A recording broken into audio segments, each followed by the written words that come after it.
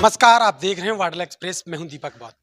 संविधान दिवस के ऊपर आज एक जिला न्यायालय के अंदर बाबा साहब डॉक्टर अम्बेडकर ने जब 1950 में संविधान लागू किया, उसके बाद से लगातार सरकारों ने प्रयास किए कि देश में क्या कुछ संविधान के आधार पर चल रहा है। अभी जिला न्यायालय अभिभाषक संघ के द्वारा एक कार्यक्रम आयोजित किया गया है, बल्कि 26 नवंबर कल है, लेकिन एक दिन पहले रविवार होने के कारण आज यहाँ पर उनके उपलक्ष्य में मनाया गया है।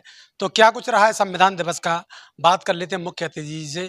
क्या कुछ उसके मायने रखते हैं, संविधान दिवस आज तक क्यों नहीं मनाया गया, और इससे पहले सरकारों ने क्या किया है संविधान के आधार पर, और आगे क्या करना चाहिए, तो बात कर लेते हैं। सर, आपका स्वागत।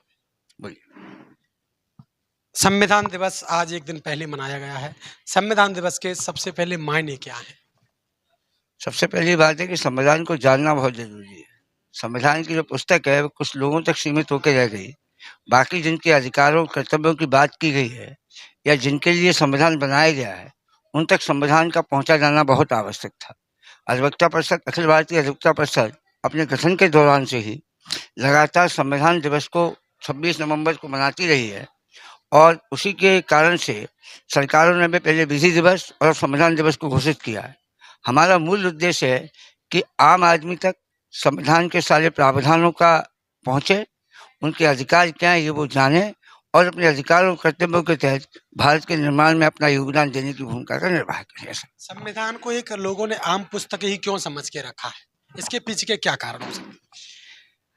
संविधान को लोगों तक आप पहुंचाया नहीं गया। संविधान को बताया गया कि संविधान में आपके अधिकार तो हैं, लेकिन लोगों को लगा कि संविधान में जो है वो कुछ और ही लोग पढ़ेंगे, हम नहीं पढ़ेंगे।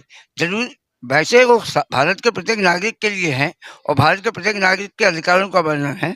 उसकी प्रस्तावना हम भारत के लोग से चालू होती है, और सबको न्याय, स्वतंत्रता और अवसर देने के साथ में क्या प्रतिबद्धता बताती है। लेकिन मूल बात यह है कि जिनको चाहिए, जो वंचित है, जिसको इस बात की पीड़ा है कि उसको कुछ अधिकार मिलने चाहिए, उसको संविधान उस तक पहुंचा नहीं, या उसको उस तक पहुंचाने नहीं दिया गया। ये अभी तक के जो पूरा यात्रा रही है, इसमें कई प्रकार की विसंगति रही है कि लोगों तक उसकी मुख्य भूमिका नहीं पहुंच पाई। इस लगातार एक और बात सामने आती है, उस संविधान में लिखा है हम भारत के लोग, सभी के लिए, लेकिन एक आरोप लगाया था बाबा साहब डॉक्टर अम्बेडकर ने जब संविधान लिखा तो एक व्यक्तिगत जाति विशेष के लिए इसमें कुछ किया है।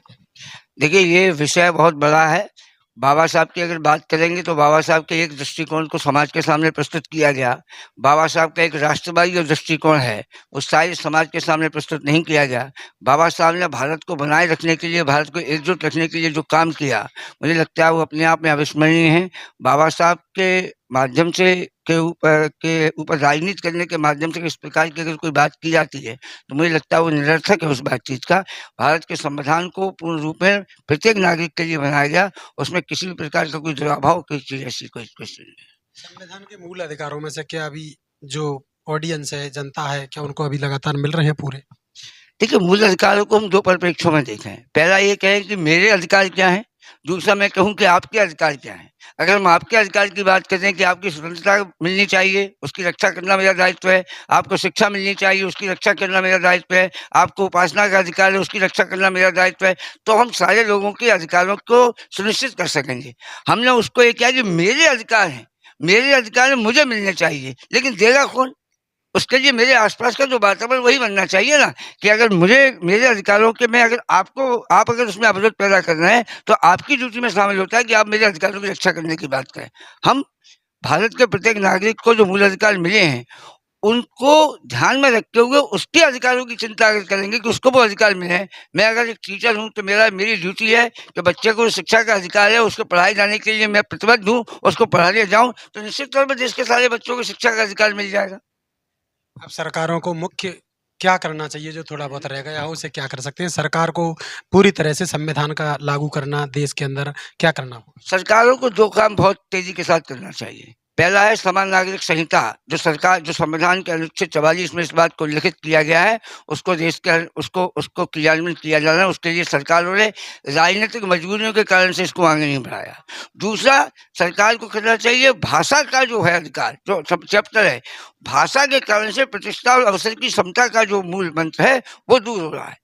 आज एक व्यक्ति से भाषा ना जानने का, उसकी योग्यता भाषा योग्यता का पैमाना नहीं हो सकती। भाषा ना जानने के कारण वो एक व्यवस्था से दूर होता जाता है। इसलिए भाषा को लेकर के, न्याय के क्षेत्र से लेकर के हर प्रकार, हर जगह पर भाषा जो है वो भारत की भाषा होनी चाहिए, जिसलिए भारत का प्रत्येक नागरिक उसमें सहभागिता दर्शा सके और अपनी भूमिका का निर्वाह कर सके। क्या संदेश रहेगा लास्ट में, क्या संदेश रहेगा, क्या संदेश दिया है उस संविधान के ऊपर? मेरा कहना यह है कि भारत के संविधान में जो लिखा है वो अपने आप में पूर्ण है, और जो नहीं लिखा है उसको भी देखे जाने की आवश्यकता है। संविधान की रचना किए जाने समय जिन चित्रों को उकेरित किया गया है, उन चित्रों के माध्यम से जो संदेश दिया गया है, उन्हीं को आज मैंने अपने संबोधन में भी दृष्टिगोचर किया था, उसको उल्लेखित किया था कि उन चित्रों के माध्यम से क्या देना चाहते हैं और क्या बताना चाहते हैं। संविधान का निर्माण किए जाने में एक एक शब्द का, एक एक बिंदु का, एक एक हलंत का सबके अपने मायने हैं। तो चित्र उकेरे गए, उनकी कभी चर्चा ही नहीं करते।